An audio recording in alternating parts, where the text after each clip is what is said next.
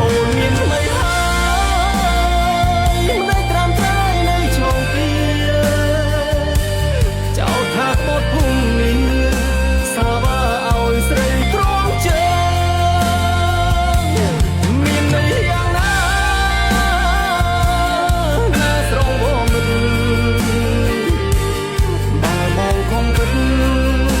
បងទេជាអ្នកអាចជើង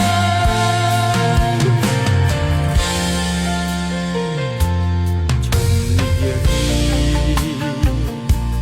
ឈុំរំលឹកបើនៅគិតរឹកក្តៅផ្សារឿងហួងហើយអមភ្លេងចុងជីវ៉ាបងសុងจึงព្រមគ្រាទទួលគុំហងក្រុមយ៉ា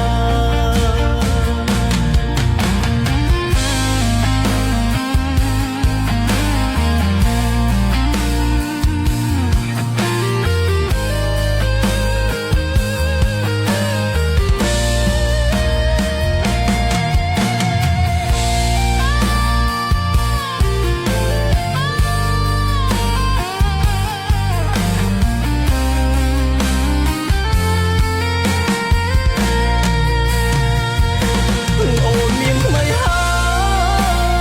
យមិនได้ត្រាំត្រែនៅជងពីចោលថាក្បត់ភូមិនេះ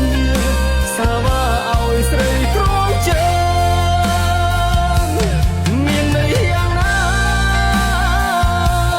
ណាស្រងវមិនបើបងខំគិតបងទេជាអ្នក